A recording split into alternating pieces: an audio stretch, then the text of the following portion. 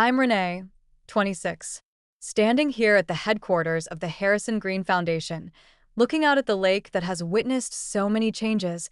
I can't help but reflect on the incredible journey that led me here. It all started with a seemingly ordinary event, the reading of my grandfather's will, but it turned my world upside down and revealed the true nature of my family. My family comes from an upper middle class background in Seattle. My parents, Victor and Diana, are the epitome of social climbers. Victor is a cut-throat real estate developer, always calculating his next move for profit. Diana is a socialite who spends her days attending high-end events and making sure our family's image is impeccable.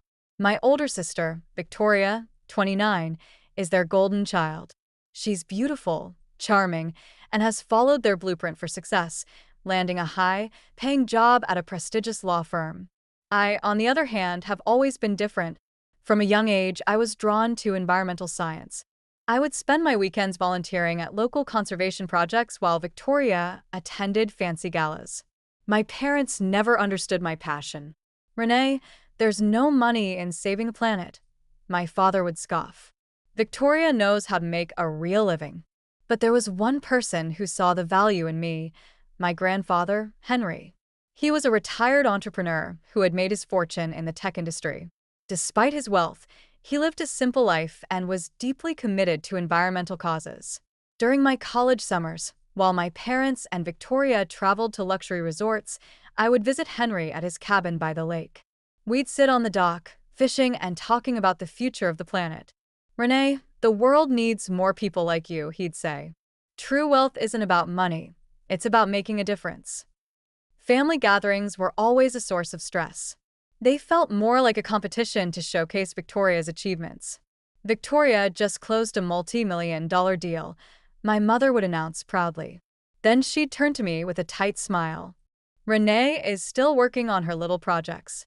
My father would chime in with his usual criticism, but Henry would wink at me from across the table, offering silent support. 2 years ago, Henry was diagnosed with terminal cancer. Suddenly, my parents and Victoria started visiting him more often, bringing expensive gifts and offering to manage his affairs. I knew their motives were driven by greed, so I continued to visit him as I always had, bringing homemade soup and spending quality time with him. During one of my last visits, he took my hand and said, "Renee, remember, patience is key. The truth will always come out." I didn't understand what he meant at the time, but those words would prove to be prophetic. Henry passed away on a rainy morning. The funeral was a grand affair, just as my mother had planned. She was busy networking with Henry's business associates, while Victoria shed a few perfectly timed tears. I stood alone, looking at the photos of Henry's life, feeling a deep sense of loss.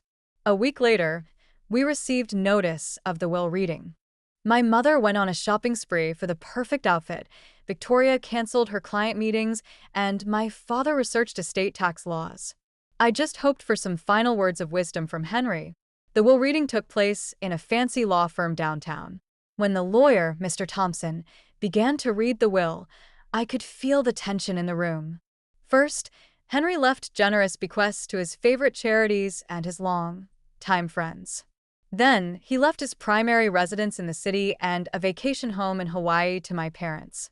Victoria was to receive a trust fund of $7 million. And then it was my turn. "To my granddaughter, Renee," Mr. Thompson said, his voice softening, "I leave the sum of $1 and a sealed envelope to be opened after the reading." The room fell silent. My mother let out a sharp laugh. "Well, that's just like Renee. Always the disappointment." Victoria looked uncomfortable, but there was a glimmer of triumph in her eyes. My father simply shook his head. I clutched the envelope tightly, fighting back the urge to run out of the room. But then Mr. Thompson said there was a video from Henry to be played. In the video, Henry addressed each of us. He thanked his friends for their loyalty, praised his housekeeper for her hard work, and then turned to my parents. "Victor, Diana, you've always been focused on appearances and money. But there's more to life than that." My mother's smile faltered. When he looked directly into the camera at me, I felt a lump in my throat. "Renee, you see the world with clear eyes. You've always noticed the things others overlook. I've set up a series of tasks for you. The envelope you have contains the key to my cabin and instructions. Complete these tasks, and you'll understand the true meaning of my estate. He then warned that any attempt to contest the will would result in the entire estate going to the Harrison Green Foundation for Environmental Conservation. My parents were furious, but they knew they couldn't risk losing their inheritance. I decided to go to the cabin alone, despite their protests. On the 2-hour drive, I couldn't help but think about Henry's words. When I finally arrived at the cabin, I was shocked to find my parents and Victoria already there. They claimed they just wanted to support me, but I knew they were after whatever secrets Henry had hidden. Inside the cabin, I found a series of clues in Henry's study.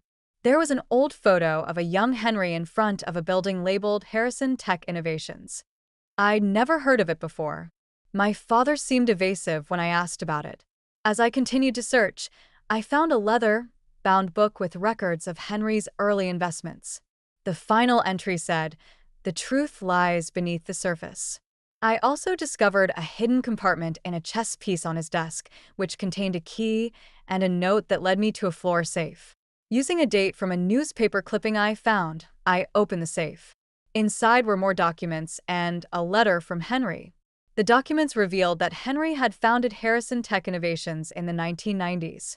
It was on the verge of a major breakthrough when, in 1996, he suddenly sold it for a fraction of its worth. Digging deeper, I found a memo from my father, who had been handling some legal work for the company at the time. He had advised Henry that a competing patent would make their technology worthless, so he should sell immediately. 6 months later, the buyer used Henry's technology to launch a highly successful product line and made billions. And my mother had been working for the buyer's company in their acquisition department. I was devastated.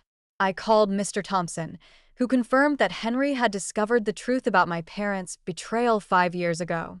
He had restructured his entire estate plan to teach us a lesson.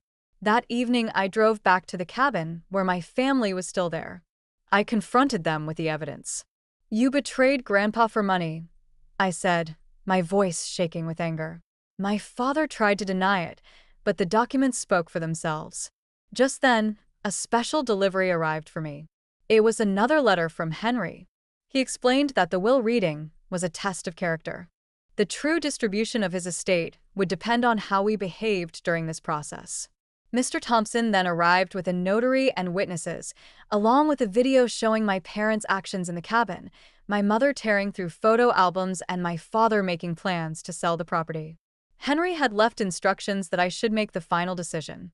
I had 2 options: pursue legal action against my parents, which would likely result in criminal charges, or implement an alternative inheritance plan. The alternative plan involved placing the majority of Henry's true fortune, over $25 million, into a trust that I would oversee for environmental conservation and educational initiatives. My parents were desperate, but Victoria surprised me. She said, "Renee, I'm tired of the lies. I'll support whatever you decide." I decided not to pursue criminal charges, but I implemented the trust as Henry had designed. My parents could keep the properties they had been given, but their cash distributions would be conditional on their participation in family counseling and community service related to environmental causes. Over the next 6 months, things began to change. The cabin became the headquarters of the Harrison Green Foundation. We funded several major conservation projects and established scholarships for environmental science students. My parents were initially resistant to the conditions, but slowly, they started to see the value in what we were doing. My father even called me one day to say that he was impressed by the work we were doing at the foundation. My mother began to participate more fully in the family counseling sessions. Victoria also underwent a transformation.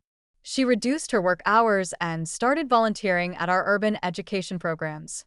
We began to build a real relationship based on honesty and mutual respect. I've learned that the greatest inheritance Henry left me wasn't the money or the property. It was the courage to stand up for the truth and the freedom to live a life that reflects my values. Have you ever had a similar experience that changed your view of your family? I'd love to hear your stories.